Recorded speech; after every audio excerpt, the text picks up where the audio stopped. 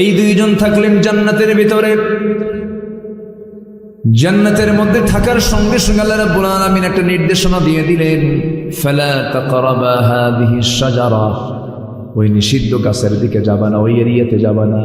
কিন্তু ইবলিস এমন দুষ্টামি শুরু করে দিল। ইবলিস করলো কি, সরাসরি জান্নাতের মধ্যে ঢুকে ফাওয়াসওয়াসা লাহুমা, দুজনকে ওয়াসওয়াসা দিয়ে তাদের দুজনকে ওই নিষিদ্ধ এরিয়াতে ঢুকায় দিল। শয়তান তো কেশবপুর চেনে না, আসতে কয় কেশবপুর চেনে, শয়তান জান্নাতও চেনে। চিন্তা করা যায়, আমি তো মাঝে মাঝে চিন্তা করি, আল্লাহ তুমি শয়তানকে এত পাওয়ার দিছো। জান্নাতের মধ্যে ঢুকে আমাদের আব্বা আদমকে, তার মা, আমার মাকে সহ ফাযাল্লাহুমা শাইতান, একদম পদস্খলন ঘটায় গেছে। জান্নাতের পোশাক খুলে গেছে, আর থাকতে পারতেছেন না। আল্লাহ বলেন, আজম ভালোই ছিল, কিন্তু উপায় তো নাই, ওয়াসওয়াসা দিয়ে তোমারে তো সরাইয়া দিল। তুমি এখন দুনিয়াতে যাও, আমার পক্ষ থেকে হেদায়েতের কিতাব চলে যাবে। এটাকে যে মানবে তার কোনো ভয় নাই। জোরে বলি সুবহানাল্লাহ। ওই যে আসলেন তারা দুজন। তাহলে এই পৃথিবীর প্রথম বাসিন্দা কয়জন? বলেন কয়জন বাসিন্দা? দুজন বাসিন্দা। প্রথম দোয়া তারা করেছেন, একটা দোয়া করেছেন, ওরে মাশাআল্লাহ। আর কেউ আসেন না, মানুষ ওইদিকে ছায়া থাকে, বুঝলেন? প্রথম বাসিন্দা দুজন পৃথিবীতে এসে একটা দোয়া করেছিলেন। সে দোয়াটা আমরা সবাই পারি।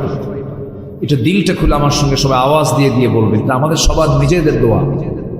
সবাই বলুন, রব্বানা যালামনা আনফুসানা ওয়া ইল্লাম তাগফির লানা ওয়া তারহামনা লানাকুনান্না মিনাল খাসিরিন।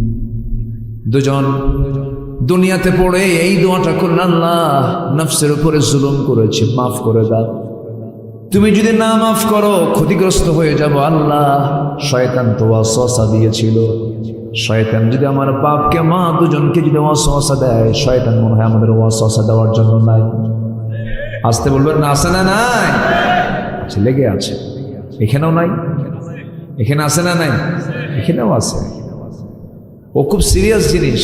ثم لآتينهم من بين أيديهم ومن خلفهم وعن أيمانهم وعن شمائلهم ولا تجد أكثرهم شاكرين। ডানে বামে সামনে পেছন থেকে সব দিক থেকে অ্যাটাক করে শয়তান। তো আমি মূল বিষয়টার দিকে যাচ্ছি। আমার নবীর কাছে প্রথম যে ওহীটা নাজিল হলো, কয়টা আয়াত বলেন তো? 5টা আয়াত। এই 5টা আয়াত যখন রাসূলকে উপহার দেওয়া হলো, বলা হলো যারা পারেন ঠোঁট মিলিয়ে বলুন, ইকরা বিসমি রাব্বিকাল্লাযী খালাক খালাকাল ইনসানা মিন আলাক ইকরা ওয়া রাব্বুকাল আকরামুল্লাযী আল্লামা বিল কলম আল্লামাল ইনসানা মা লাম ইয়ালাম। জোরে বলুন আল্লাহু আকবার। নবী, আপনি পড়ুন সেই মহান রবের নামে, যিনি আপনাকে সৃষ্টি করেছেন, যিনি মানুষকে সৃষ্টি করেছেন আলাক থেকে। কিসে থেকে বলেন? আলাক। সূরার নাম কি? আলাক। আলাক শব্দটা হলো একটা সায়েন্সের ভাষা, এটা বিজ্ঞানের ভাষা। এটা এমব্রায়োলজির উপরে আল্লাহ পাক প্রথম তথ্য দিয়েছেন। প্রথম 5টা আয়াতের মধ্যে আল্লাহ পাক সায়েন্স ঢুকায় দিয়েছেন। ভ্রণ তথ্য নিয়ে আল্লাহ পাক কথা বলেছেন। ভ্রণ তথ্য, মানব বিকাশ কেমন হলো, এই বিষয় নিয়ে আল্লাহ পাক আগে কথা বলেছেন। তাহলে এখন বলুন তো, কোরআন কি শুধু ধর্মীয় কিতাব? না, গবেষণার কিতাব এটা। একটু পরে আসতেছি আমি। আলাকটা কি? আল্লাহ পাক মানুষকে যে আলাক থেকে সৃষ্টি করেছেন, আলাকা শব্দটা কি? এটা ঝুলন্ত। এটা কি বলেন তো? ঝুলন্ত, জোকের মতো দেখা যায়। কিসের মতো? জোকের মতো দেখা যায়। জোকের মতো ঝুলন্ত কোন একটা জিনিসকে বোঝাই হলো আলাক।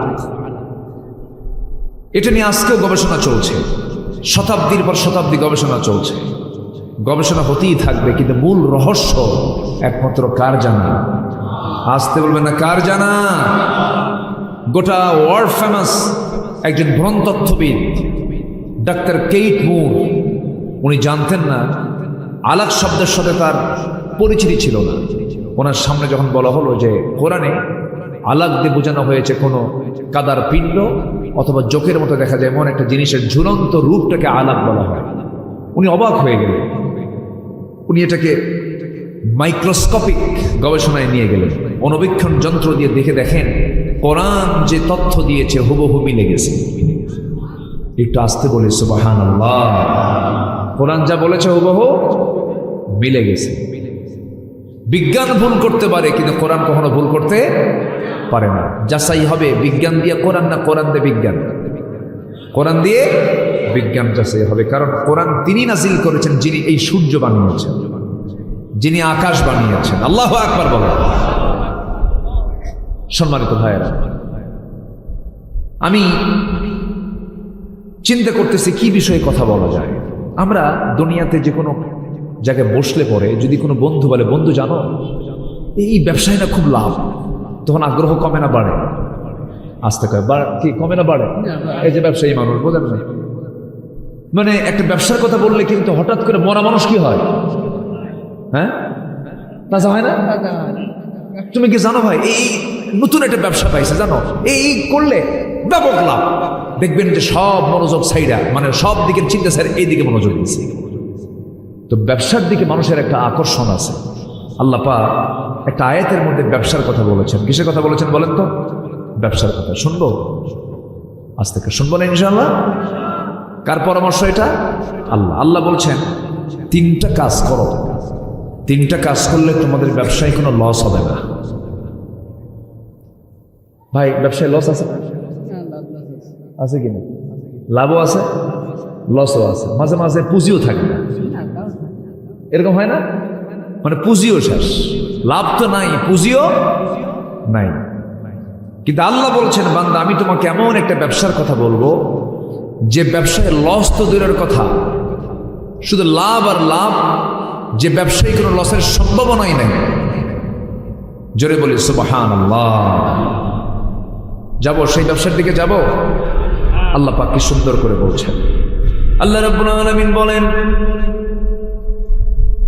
ইন্নাল্লাযীনা ইয়াতলুনা কিতাবাল্লাহি ওয়া আকামুস সালাতা ওয়া আনফাকু মিম্মা রাযাকনাহুম সিররান ওয়া আলানিয়াতান ইয়ারজুনা তিজারাতান লান তাবুর। জোরে বলুন আল্লাহু আকবার। তোমরা তিনটা কাজ করো, তিনটা কাজ করলে পরে আমি আল্লাহ বলে দিচ্ছি কখনো অসম্ভব তোমাদের এই তিনটা কাজের ব্যবসায় কোনোদিন তোমাদের লস হবে না। তিনটা কাজ তোমরা দুনিয়া থেকে করে আসো আমার কাছে।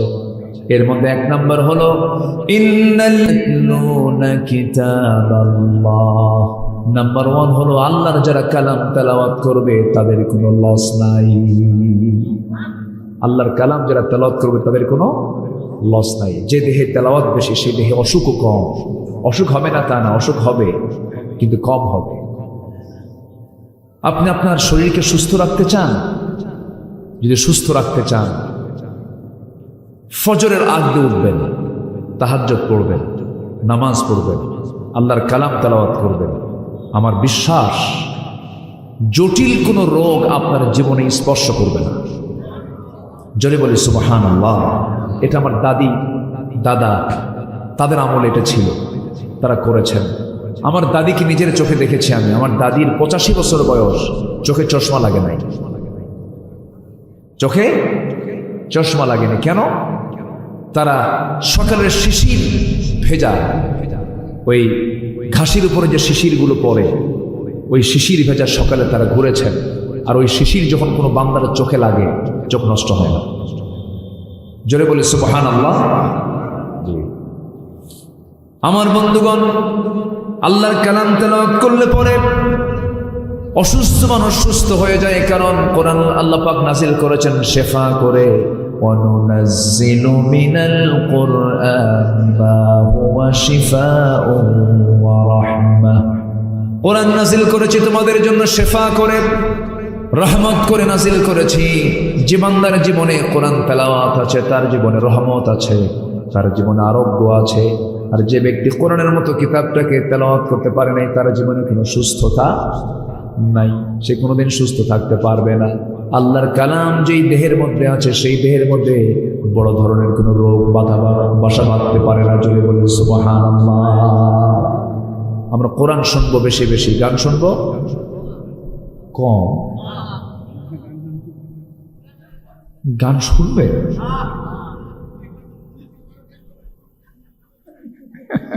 খুব মজার মানুষ। সামনে এক চাচা বসে আছে, মাঝে মাঝে একটু হাক ডাক ছাড়ে, ক্যামেরাম্যানদের সতর্ক করে, এই সাবধান হবে। খুব সুন্দর, খুব মিশুক মানুষ। যে যেটা শোনা জায়েজ নাই সেটা অল্প জায়েজ নাই, বেশিটাও জায়েজ নাই। যেটা হারাম, আপনি এক ঢোক মদ খেলেও হারাম, এক বোতল মদ খেলেও হারাম। হারাম তো হারাম, হারামের কাছে আমরা কেউ যাব না। জান্নাত যাওয়ার সহজ সূত্র কি?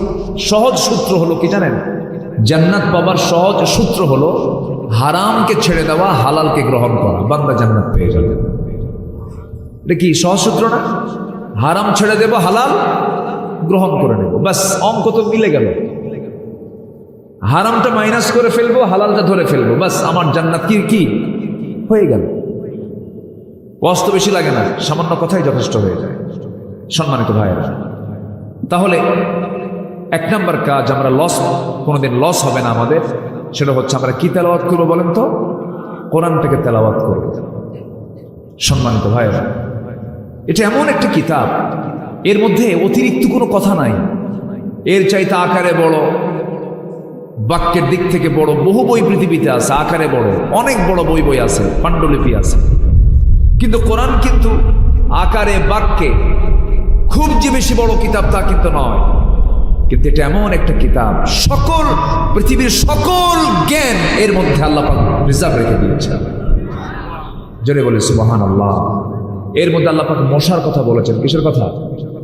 মশা কি করে? কামড় দেয় না? কামড় দেয়।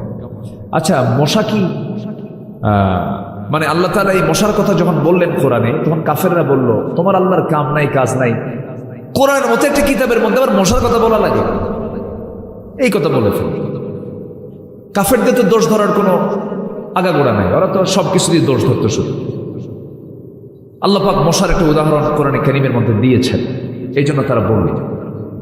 আল্লাহ রাব্বুল আলামিন বলেন, ইন্নাল্লাহা লা ইস্তাহি আন ইয়াদরিবা মাসালান মা বাউদাতান ফামা ফাওকাহা ফাআম্মাল লাযীনা আমানু ফায়া'লামুনা আন্নাহুল হাক্কু মির রাব্বিহিম وأما الذين كفروا فيقولون ماذا أراد الله بهذا مثلا يضل به كثيرا ويهدي به كثيرا وما يضل به إلا الفاسقين جربوا الله أكبر الله رب العالمين মশা অথবা তদূর্ধ্ব কোনো বস্তুকে উপমা দিতে, এক্সাম্পল দিতে লজ্জাবোধ করেন না।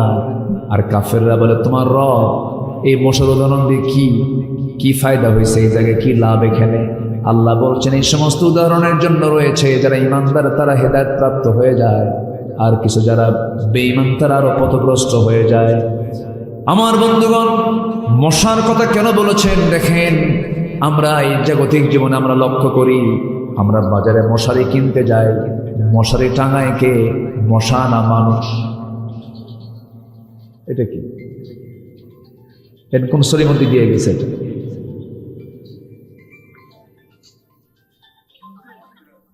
মাশাআল্লাহ।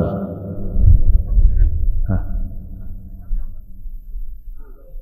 জি, এটার মালিককে জরিমানা করা দরকার। বুঝি না কিছু, এগুলো আমার বুঝে আসে না, অচেতন ব্যক্তি এগুলো সব। মোবাইল থেকে ডিস্টার্বিত, মোবাইল দেখেন না, এর তো কোনো আইন কানুন নাই। রাত 3টার দিকেও ফোন দেয়। একদিন রাত 3টার দিকে ফোন দিয়ে বলে, হুজুর আমি আপনার খুব ভক্ত, আপনার ওয়াজ শুনতেছে আর কাঁদতেছে, দোয়া করেন। বলে তো 3টার দিকে দোয়া হয়? হ্যাঁ, কি তো বললাম না, ঠিক আছে দোয়া করি আপনার জন্য। আবেগে থাকে, না সমস্যা নেই, থাকুক, একটু সাইলেন্ট করে গেলে তো হতো। মসজিদে নামাজ শুরু হয়, এদিকে রিংটন বাজে। এখন তেলাওয়াত শুনবেন না রিংটন শুনবেন, বলেন? এক আজাব, সমস্যা। তো যাই হোক, আমার দিকে তাকান, কষ্ট পাচ্ছেন নাকি আপনারা? তো মশা থেকে বাঁচার জন্য মশারি কিনি আমরা। তো মশারি কি মশা টাঙায় না মানুষ টাঙায়? আচ্ছা বলেন তো, বিপদে কে থাকে, মশা না মানুষ? আচ্ছা এখন বলেন তো, শক্তিশালী কে? হ্যাঁ, মানুষ। তো আপনি জেলখানা, এখানে মশারি তো একটা জেলখানা। তাহলে আপনি চতুর্দিকে বারবার চেষ্টা করছেন যেন কোনো ছিদ্র পথে যেন মশারি ভেদ করে যেন মশা না ঢোকে। আমাকে বাঁচতেই হবে, কারণ ওর একটা কামড় ডেঙ্গু হয়ে যাবে পঙ্গু। কি ঠিক আছে না? ডেঙ্গু হয়ে যাবে পঙ্গু, চিকনগুনিয়া মারাত্মক অবস্থা, মশার কামড় খাওয়াই যাবে। তাহলে আপনি মশারি টাঙ্গালেন মশার কামড় থেকে বাঁচার জন্য। তাহলে এখন বলুন তো, শক্তিশালী কে, মানুষ না মশা? দেখাই তো যাচ্ছে তাই, কারণ ও তো আর মশারি টাঙ্গালে, টাঙ্গাই তো আমরাই মশা, আমরাই মশারি টাঙ্গাই। আমার বন্ধুগণ, এই মশা যত খাবে বেশি, যে মশা যত বেশি রক্ত খাবে তার হায়াত তত বেশি বাড়বে না কমবে। যে মশা একটু কম খাবে তার হায়াতটা একটু বেশি থাকবে, আর যে মশা বেহিসাবি খাবে তার হায়াত তত কমে যাবে। এই বিগত 16 বছর যারা ক্ষমতার মসনদে ছিলেন, তারা কম খাইছে না বেশি খাইছে? আস্তে কর, কম খাইছে না বেশি খাইছে? পাজামার ফিতা খুলে খাইছে, পাজামার ফিতা খুলে খাইছে। হিসাব করেন, বেশি খাইছে তো একদম মামু বাড়ি দিল্লি গিয়ে পড়ছে। আস্তে কন কেন, জোরে কন, ঠিক কিনা?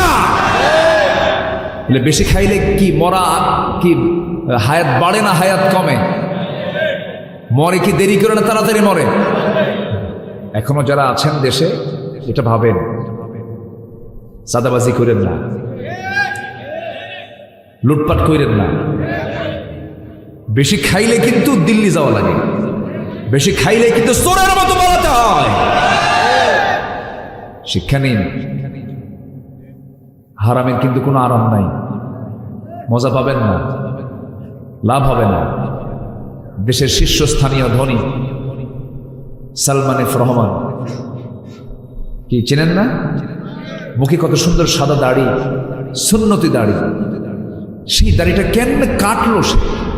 হ্যাঁ, এতো একটু মায়া মহাব্বত থাকার কথা ছিল যে আমার এই সুন্দর দাড়ি আমি নবীর জন্য রেখেছি, সেই দাড়ি আমি কাটবো কেমন? সে কি নবীর জন্য দাড়ি রাখছে? নবীর মহাব্বতে দাড়ি রাখছে? ওটা রাখছে হলো অভিনয় করার জন্য। অভিনয়, ওটা কিসের দাড়ি বলেন? অভিনয়। কেউ মুসল্লি হয়ে মসজিদে যায়, আর কেউ মুসল্লি সাজে। কি মুসল্লি? কেউ অরিজিনাল মুসল্লি, আবার কেউ কি মুসল্লি সাজে, ভান ধরে। লাভটা হলো কি? দাড়িও কাটলো, মাথার চুলও কালো করলো, পাঞ্জাবি খুলে গেঞ্জি পরলো, পাজামা খুলে লুঙ্গি পরলো, নৌকায় চললো, কাম হলো না। পুলিশ যে সেখানে আইনমন্ত্রীকে দইরা কয়, স্যার সিনসি থানায় চলে। আইনমন্ত্রীকে, বাবা আমি কি একা আসছি? আমি তো জামাতের সাথে আসছি। কিসের সাথে আসছি? হ্যাঁ, কে? ওই যে বসে আছে দেখো, কেউ মাথার চুল কালো দেখা যায়, লোকটা চেনা যায় না তো, লুঙ্গি পড়া কে? ওর কি মাঝি নাকি? না, ওটাই দরবেশ। শেষ পর্যন্ত লাভটা হলো কি? বেশি খাইছে কি? বেশি খাওয়ার ফলাফল কি? বাঁচা না মরা? তাহলে মশা থেকে শিক্ষা আছে না? নাই আছে, মশা থেকে শিক্ষা আছে। কি উদাহরণ আল্লাহ পাক দিয়েছেন? মশা। নাম্বার 1, বেশি খায় তাড়াতাড়ি মরে মশা। নাম্বার 2 হলো, এই মশাটা এমন একটা প্রাণীর নাম, আল্লাহ রাব্বুল আলামিন এই প্রাণীর নামে উদাহরণ দিয়েছেন। অবশ্যই কিছু কারণ আছে, অবশ্যই কিছু কারণ আছে। এই মশা যখন কামড়ায় মানুষকে, পুরুষ মশা কামড়ায় না, মহিলা মশা কামড়ায়। বলেন, পুরুষ মশা না মহিলা মশা? খালি মহিলা বলা যাবে না, মহিলা কামড়ায় তাহলে তো মুশকিল। বাড়িতে যা থাকবেন কেন? আমরা কামড়াই, এই নিয়ে তো মারামারি শুরু হয়ে যাবে। মহিলা মশা বলতে হবে, মহিলা মহিলা বললে তো কাম সারা হবে। হ্যাঁ মহিলা মশা, হ্যাঁ মহিলা মশা। জি, বউ দেখে ভয় লাগে না আপনাদের?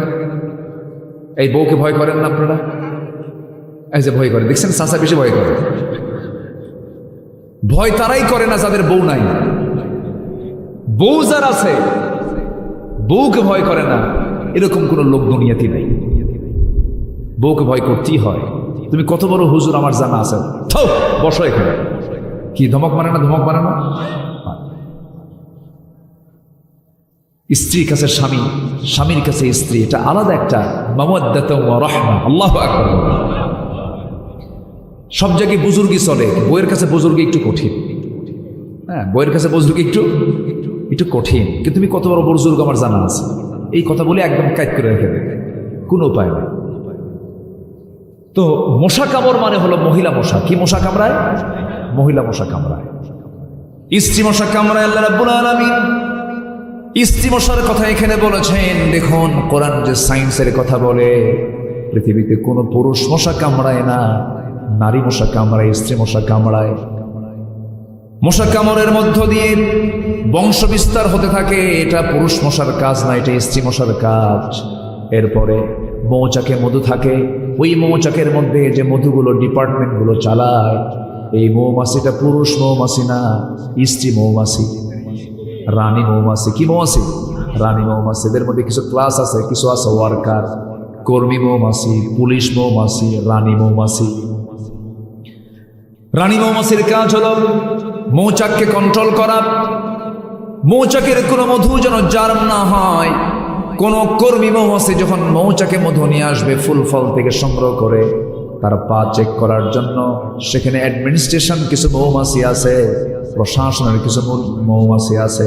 এরা দেখে দেখে নেয় কোন পায়ে ময়লা আছে, যে পায়ে ময়লা থাকে সেই মাছিটাকে এই পুলিশ মৌমাছিগুলো সব এক জায়গায় অ্যাটাক করে তাকে কামড় মেরে মেরে ফেলে দিয়ে বলে মানুষের জন্য ওষুধ বানাইছেন আল্লাহ তাআলা, এই মৌচাকে মধু কোনো ক্রমেই নষ্ট করা যাবে না। জোরে কোন সুবহানাল্লাহ।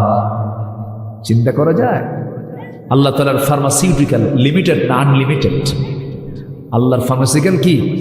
আনলিমিটেড। মৌচাকে মধু কত খাবা, খাও, পান করো। আমার বন্ধুগণ, সমস্ত রোগের ঔষধ ওই মৌচাকের মধুর ভিতরে আল্লাহ রাব্বুল আলামিন রেখেছেন।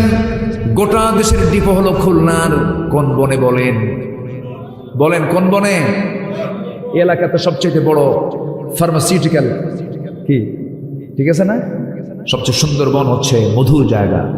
এলাকায় মধু আছে না? মধু ওই মধু দিলেন না? জি, আল্লাহু আকবার। ইসলাম বলছে, রাসূল বলতেছেন যে মৃত্যু রোগ ছাড়া সমস্ত রোগের ঔষধ আল্লাহ পাক এই মধুর মধ্যে রেখে দিয়েছেন। এবং জান্নাতে থাকবে 4টা নহর, এর মধ্যে একটা হচ্ছে মধুর নহর। কিসের নহর বলেন?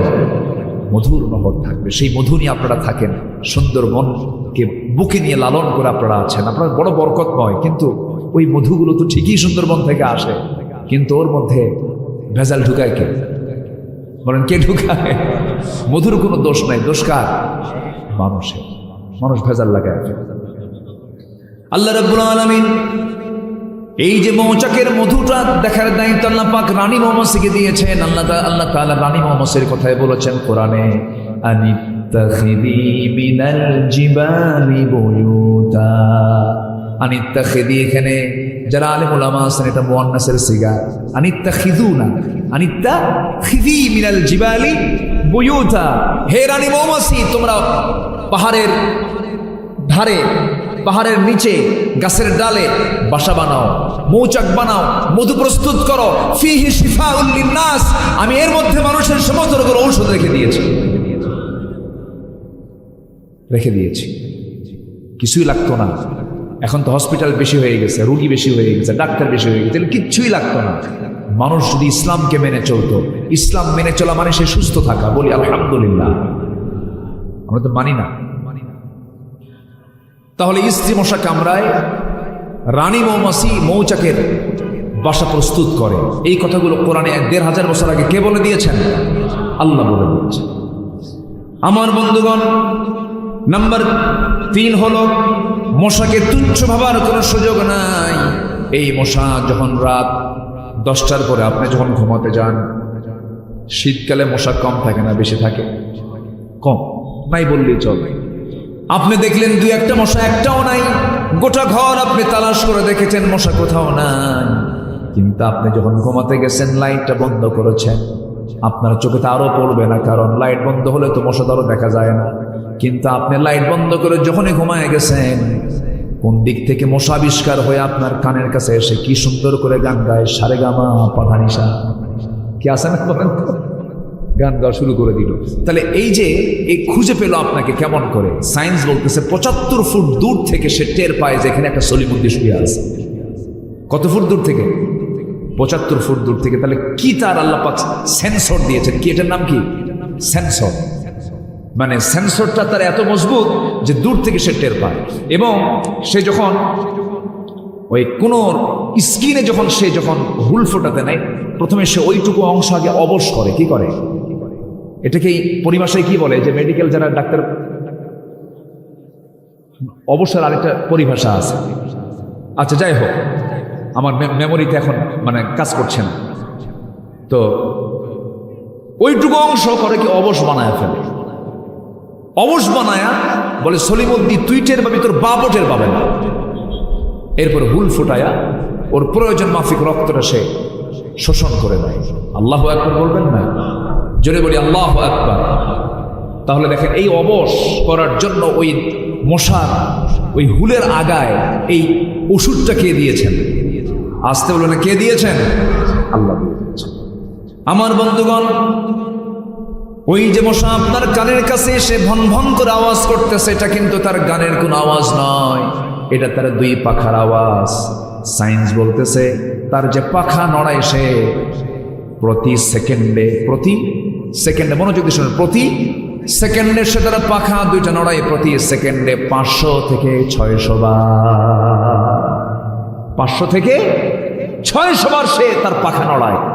আজ পর্যন্ত পৃথিবীতে এর চাইতে দ্রুতগামী কোনো মেশিন পৃথিবীতে আবিষ্কার হয়নি।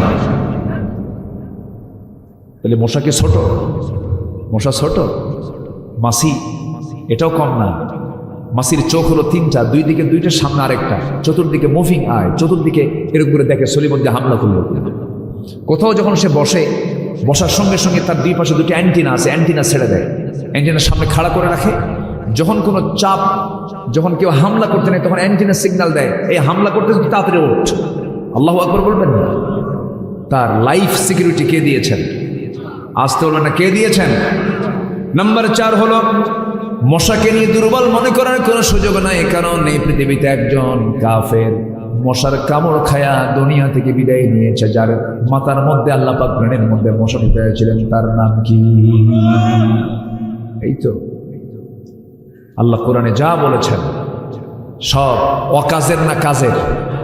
অকাজের না কাজের? কাজের বলে দিয়েছে। সম্মানিত ভাইয়েরা, আরেকটা প্রাণীর নামে সূরা আছে, সেটা হচ্ছে মাকড়সা। মাকড়সার বাড়ি কোথায়? আসতে কয়, মাকড়সার বাড়ি কোথায় বলেন? আমার ঘরে। মাকড়সার বাড়ি কোথায়?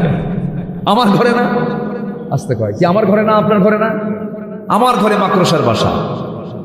সে বাসাটা সে বানায়, বানাতেও সময় লাগে না, শেষ হতেও সময় লাগে না, শুধুমাত্র একটা ফু মারা দরকার। ফু মারলে কি মাকড়সার বাসা শেষ হয়ে গেল। কিন্তু আপনি কি দেখেছেন সে মাকড়সা যখন সে বাসাটা বানায়, যদি অল্প সময়ে বানায়, কিন্তু এত সুন্দর করে তার রেখা, এত সুন্দর তার ডিজাইন, এত সুন্দর ডিজাইনের এই জ্ঞান ওই ছোট্ট মাথার মধ্যে কে দিল?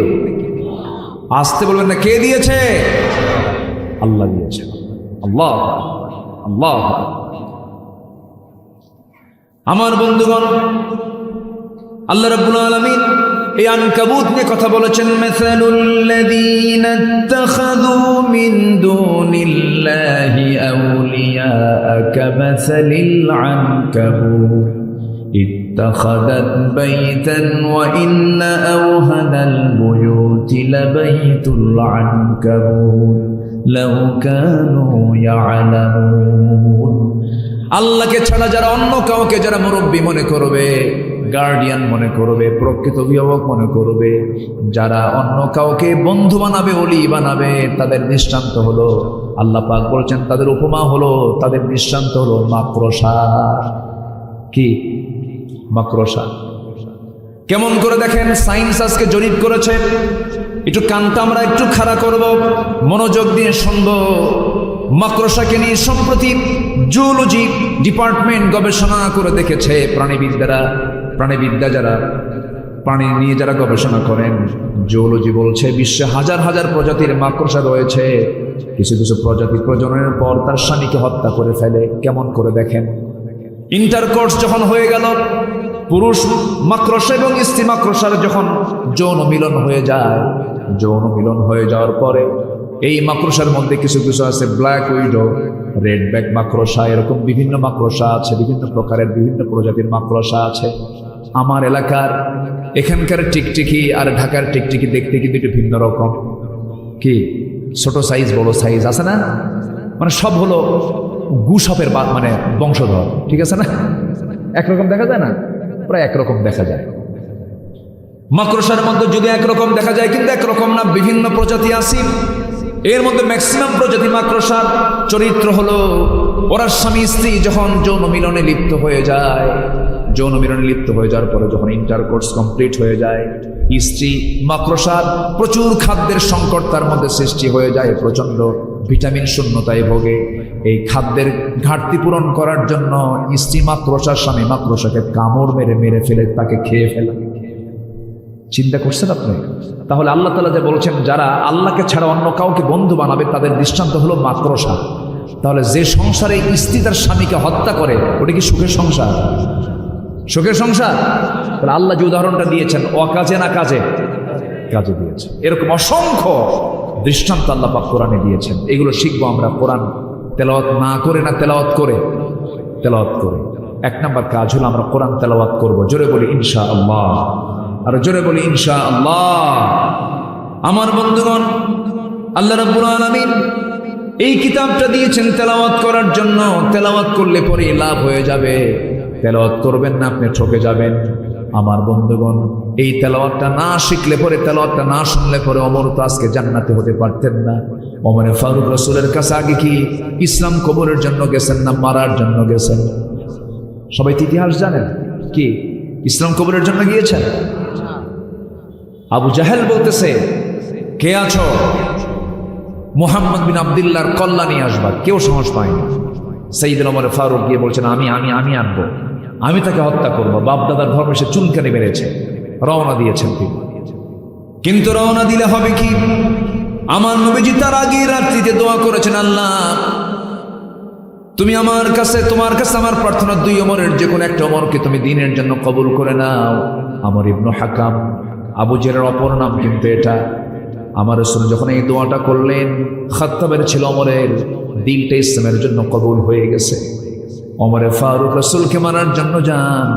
রাস্তার মধ্যে তিনি আল্লাহর কালাম শুনতে পান একজন সাহাবীর কণ্ঠে। কোন আয়াতটা শুনতে পান? তাহা মা আনজালনা আলাইকাল কুরআনা লিতাশকা।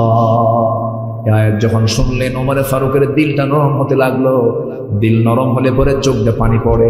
দিল নরমের লক্ষণ হলো চোখ দিয়ে পানি পড়া। যার দিলটা নরম তার চোখ দিয়ে পানি পড়ে, আর যার দিলটা পাষাণ তার চোখে পানি আসে না। এই জন্য আমরা দিলটা কঠোর বানাবো না, নরম বানাবো। এই পৃথিবীতে মার পেট থেকে যখন এসেছি আমরা, আমাদের প্রথম ভাষা হলো কান্না না হাসি? বলেন বলেন বলেন বলেন। মার পেট থেকে এসেছি, প্রথম ভাষা হলো কান্না।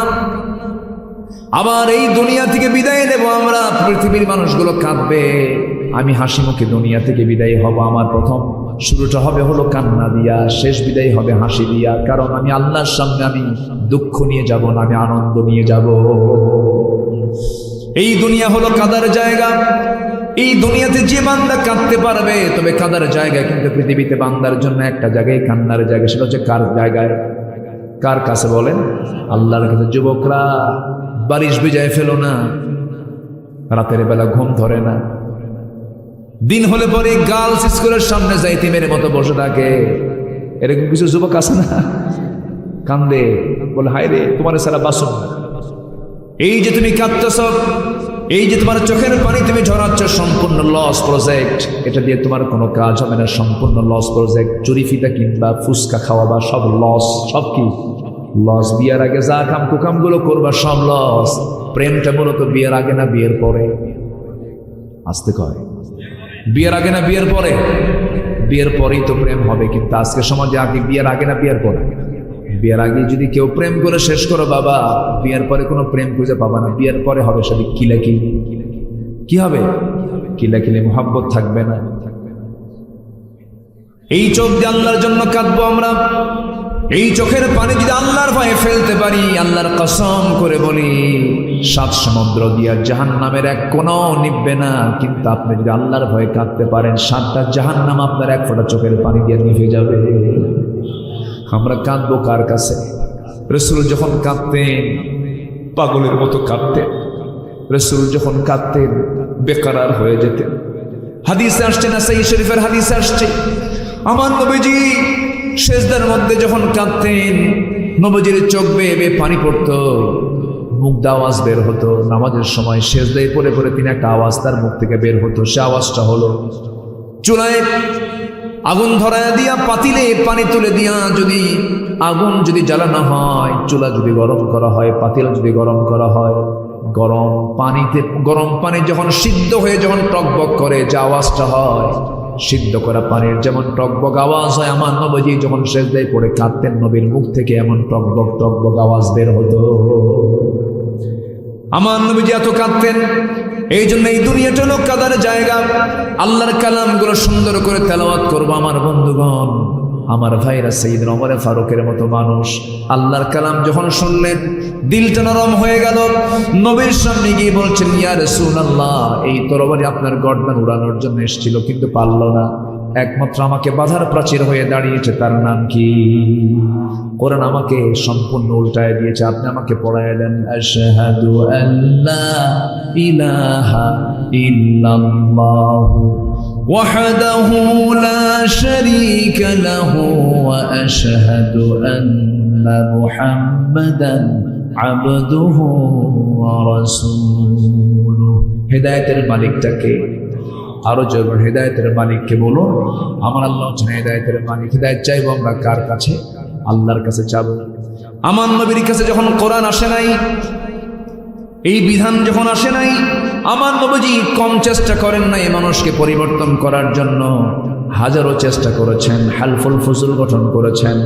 আমার নবীজি 40 বছর বয়স তো কম নয়, 40 বছর পর্যন্ত হাজারো চেষ্টা করে আমার নবীজি সফল হতে পারেন নাই। কারণ তখন কি আসে নাই? আসতে পারে না, কি আসে নাই?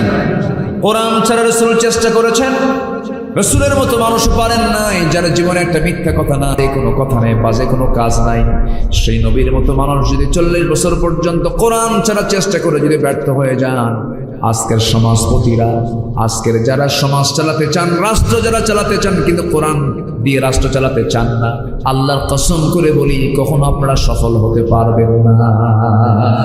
ঠিক কিনা? সব দেখা শেষ করেছি আমরা। কেউ চালাইছে 25 বছর, কেউ 16 বছর, কেউ 9 বছর, মাঝখান দিয়ে কেয়ারটেকার গভর্নমেন্ট কয়েক বছর, সব তো দেখা শেষ। কেউ ইসলাম রাষ্ট্রীয় পর্যায়ে কায়েম করতে পারেন নাই, কেউ নামাজের বিল আনতে পারেন নাই। শুধু কথার মার প্যাঁচ দিয়ে, ধর্মীয় মূল্যবোধের কথা বলে, আজে বাজে বেহুদা কথা বলে, শুধু মার প্যাচের বক্তব্য দিয়ে জনগণকে প্রতারিত করেছেন। সব দেখা শেষ। আগামীর দেশ আমরা দেখতে চাই মুসলমানরা কোরআনের দেশ। ঠিক কিনা? চান কারা কারা? হাত উঁচু করে দেখান মুসলমান।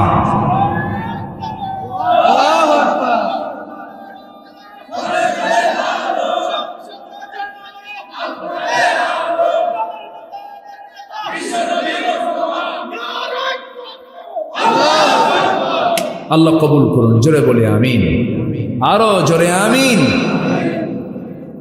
আমি তো ভাবছিলাম প্রথমে লোকজন কই, কিন্তু আপনারা যেরকম চালাক তা তো বুঝি নাই। বলি আলহামদুলিল্লাহ।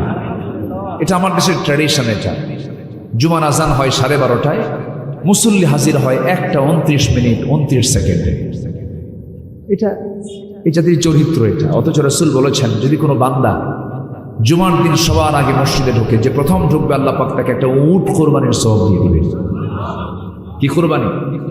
একটা উট কুরবানির সওয়াব দিয়ে দেন। তাহলে আজকে যিনি মাহফিলে সবার আগে আসছেন তার সওয়াব কি কম হওয়ার কথা না বেশি হওয়ার কথা? বেশি হওয়ার কথা, এটাই স্বাভাবিক। অঙ্ক তো ওই অঙ্ক মিলালি তো এই অঙ্ক মিলানো যায়। ভালো কাজে আমরা আগাবো, জোরে বলি ইনশাআল্লাহ। ভালো কাজে সবার আগে উপস্থিত হব, আর মন্দ কাজে সবার দূরে থাকবো, সবার দূরে থাকবো, ওই দিকে যাব না। সম্মানিত ভাইরা, আমি খুবই আনন্দিত আজকে এই মাদ্রাসায় আমি এসে, আমি খুব অভিভূত হয়েছে, খুব সুন্দর। বিশেষ করে আব্দুল কুদ্দুস ভাই কোথায়?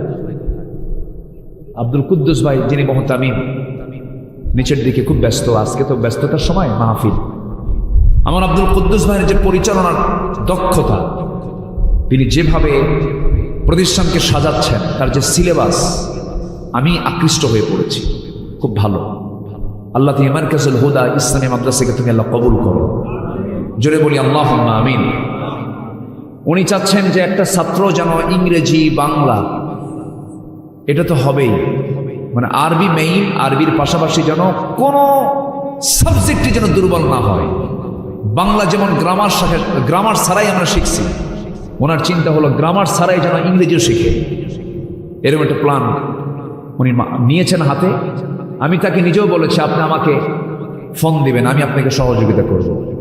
আমি এই কথাটা বলছি যে আমি আপনার বুদ্ধি দিয়ে, বিভিন্ন পরামর্শ দিয়ে আমি আপনাকে সহযোগিতা করব।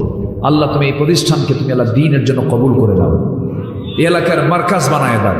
মাদ্রাসার নাম মার্কাজ, মার্কাজ মানে হলো সেন্টার, মারকাজুল হুদা। আল্লাহ তুমি এই এলাকার দ্বীনের মার্কাজ বানায় দাও, জোরে বলি আল্লাহুম্মা আমিন।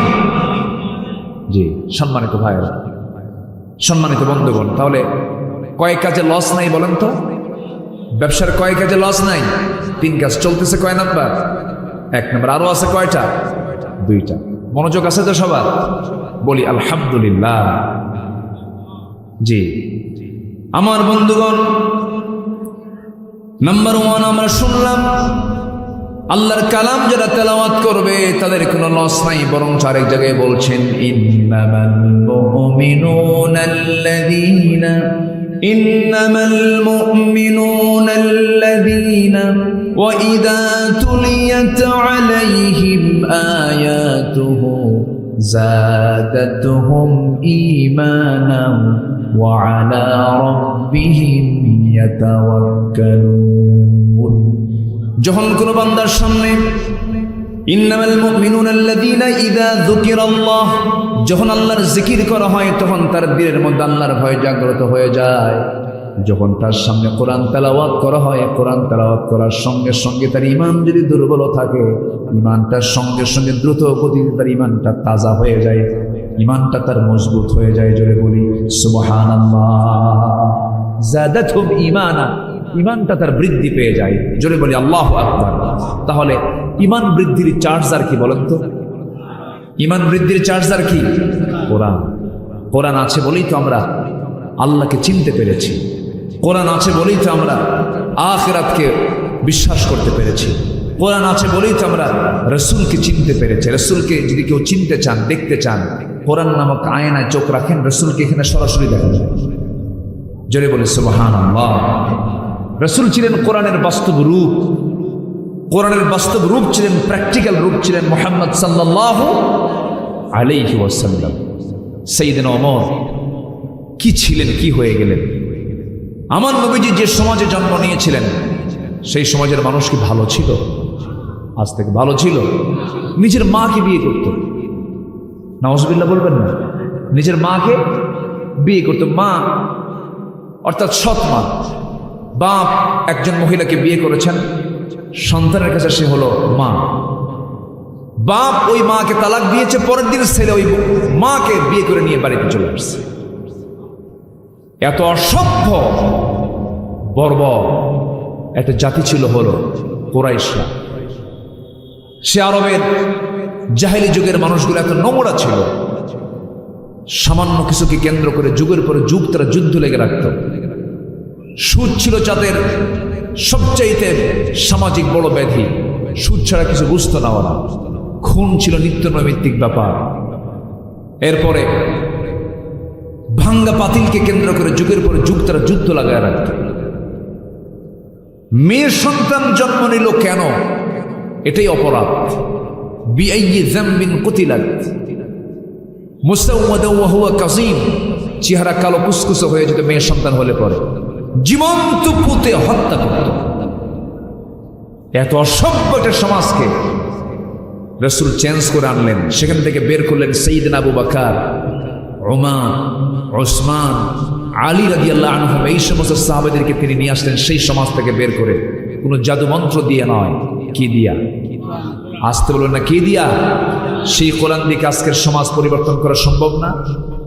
যারা বলেন কোরআনের সাথে রাজনীতির কোনো সম্পর্ক নাই, কোরআনের সাথে রাষ্ট্রের কোনো সম্পর্ক নাই, কোরআনের সাথে দেশ সমাজ রাষ্ট্রের কোনো সম্পর্ক নাই, রাজনীতির সম্পর্ক নাই, উনি মানসিক রোগী। আসতে কোন কেন? জি ঠিক কিনা? উনি মানসিক রোগী। হয়তো এইভাবে কথা বলেছেন, উনি হয়তো মস্তিষ্ক ওনার ওলট পালট হয়ে গেছে। যে বলবে ইসলামে রাষ্ট্রনীতি নেই, রাষ্ট্রনীতি মানে কি? রাজনীতি মানে কি? রাষ্ট্রনীতি, রাষ্ট্র নিয়ে যে কথা বলে, যে বলবে ইসলামের সাথে রাষ্ট্রের কোনো সম্পর্ক নেই, নতুন করে তার ঈমান নবায়ন করা দরকার, ঈমান আনা দরকার। এগুলো বাজে কথা।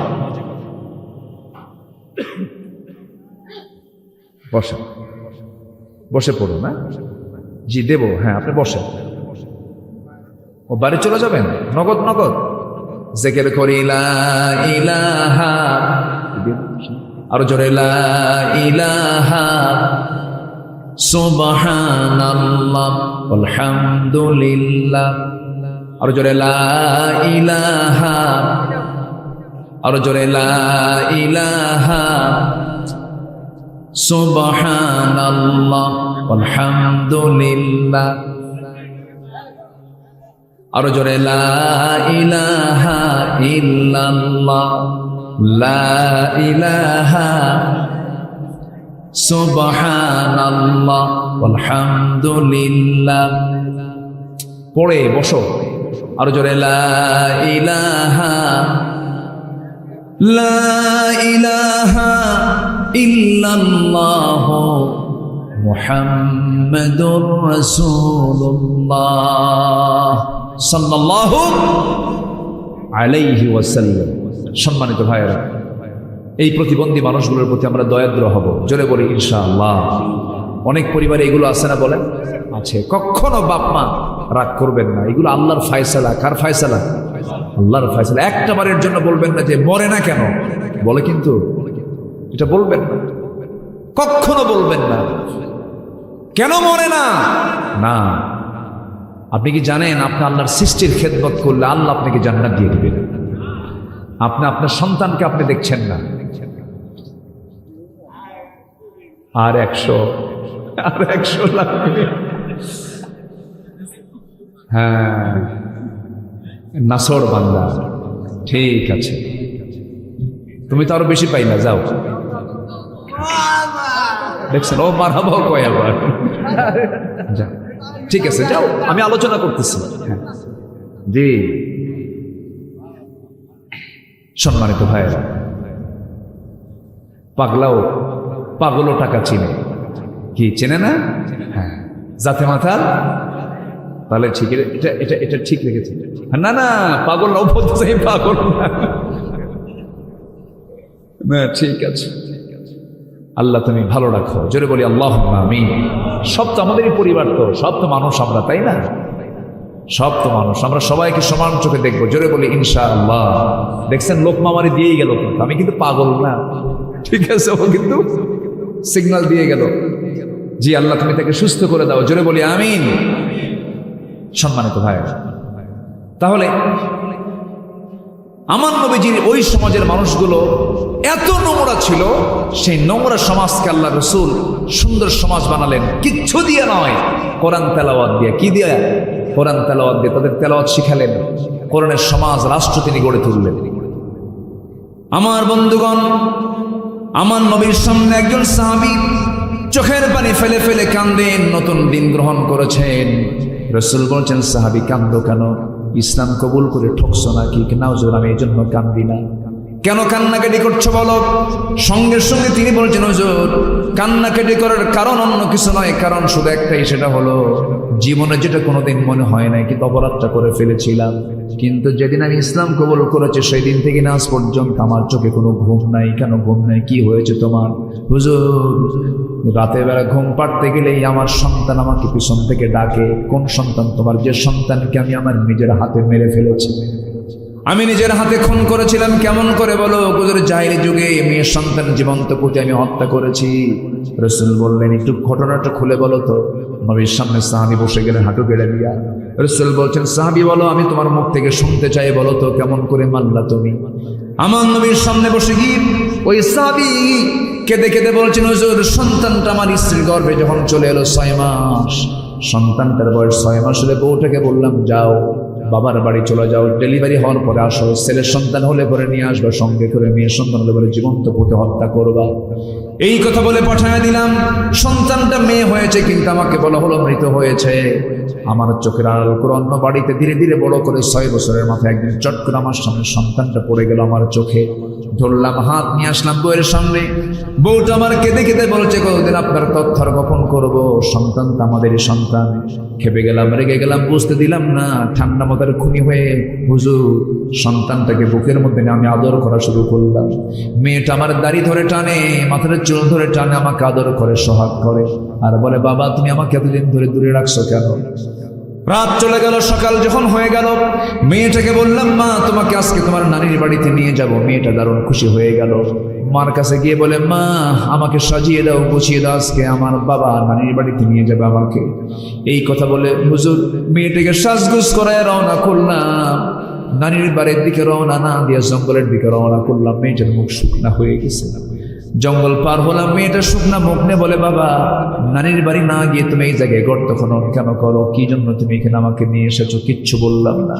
গর্ত খনন করি, প্রচন্ড গরম। গর্ত খননের সময় কোদালের মাটি দিয়ে আমার বাড়ির মধ্যে মাটিগুলো ছিটকে এসে লাগে, আর আমার মেয়েটা ছোট্ট হাত দিয়া খিলাল করে করে সেই দাড়িতে রাখা ময়লাগুলো সাফ সাফ করে দেয়। আমার শরীর থেকে ঘাম ঝরে, মেয়েটা গামছা দিয়া ঘামগুলো মুছে মুছে দেয়, আমাকে আদর করে বলে, বাবা নানির বাড়ি কখন যাবে? কিচ্ছু বললাম না।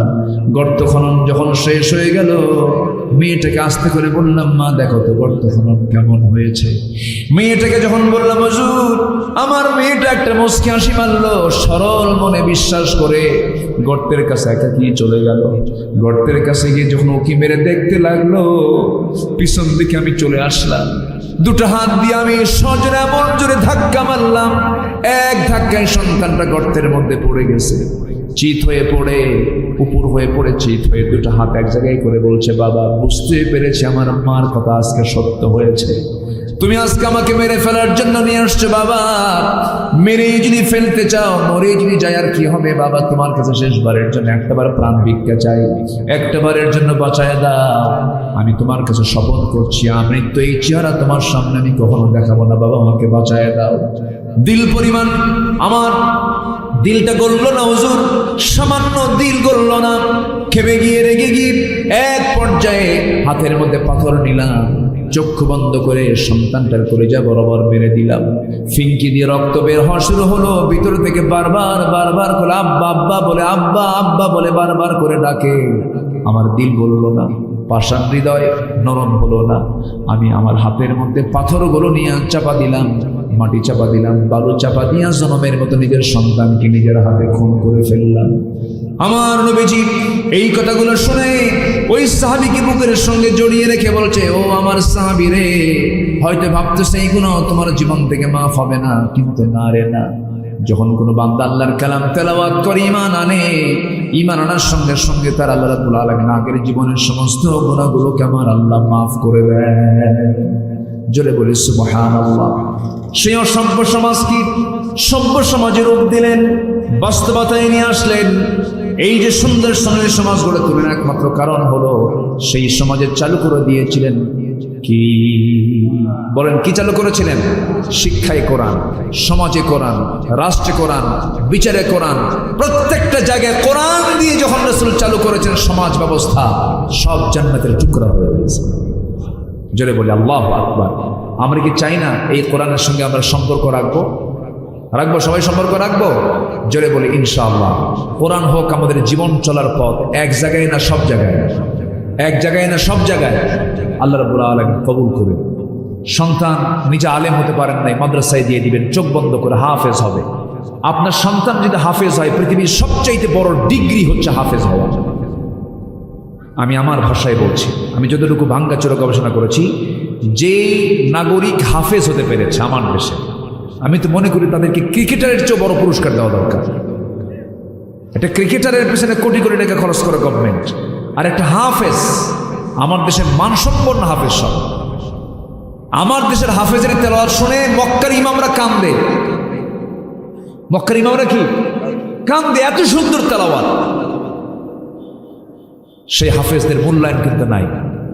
হাফেজদের কিন্তু সেই মানে যে গুরুত্ব, এটা কিন্তু সমাজে আমাদের মধ্যে খুবই কম। এখানে মাদ্রাসা করা হয়েছে, মাদ্রাসার জন্য 3টা দোয়া আমি চাই, 3টা কাজ আমি চাই। নাম্বার 1, দোয়া করবেন। কি করবেন? জোরে বলেন, কি করবেন? দোয়া। নাম্বার 2 হচ্ছে নিজের সন্তানকে মাদ্রাসায় দিবেন। সন্তান মাদ্রাসায় দিয়ে গর্ব করবেন, নিজেকে ভাববেন যে আমি একজন গর্বিত পিতা, আমি আমার সন্তানকে দ্বীনের শিক্ষা, ইসলাম শিক্ষা শেখাচ্ছি। আল্লাহু আকবার বলেন, গর্ব করবেন। এটা গর্ব আপনার, এটা আপনার প্রাউড যে আপনি হাফেজের বাপ হতে পেরেছেন, গর্বিত পিতা আপনি। আল্লাহু আকবার বলেন। রিজেক শুধু হাজার হাজার কোটি টাকার মালিক হলে রিজেক হয় না, রিজেকের জন্য বরকত লাগে। কি লাগে? বরকত। যে বাড়িতে কোরআন থাকে, যে দেহে কোরআন থাকে, যে সমাজে কোরআন থাকে, সেই সমাজটা, সেই দেহটা, সেই ঘরটা বরকতময় হয়ে যায়। আল্লাহু আকবার। আমরা কোরআন দিয়ে সব সাজাবো, জোরে বলি ইনশাআল্লাহ।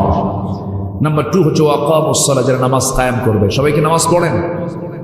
নামাজ কায়েম আগে না নামাজ আদায় আগে? নামাজ তো আগে আদায় দরকার।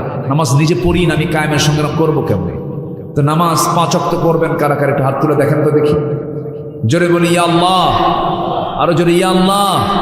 আমাদেরকে 5 ওয়াক্ত সালাত আদায় করার তৌফিক তুমি আল্লাহ দিয়া দাও। জোরে বলি আমিন, আরো জোরে আমিন। হাত। সম্মানিত ভাইয়েরা, আজান 2-4-5 মিনিটের মধ্যে কিছু জায়গায় আজান হয়ে গেছে। আজান শুরু হবে যখন তখন। আমি সব এই তো শুরু হয়েছে না আজান? আজান শুরু হয়ে গেছে, আওয়াজ শোনা যাচ্ছে। হ্যাঁ না, ঠিক আছে, আলহামদুলিল্লাহ। আমরা তো উঠেছি আলোচনায়, সমস্যা নেই, মাশাআল্লাহ। সম্মানিত ভাইয়েরা,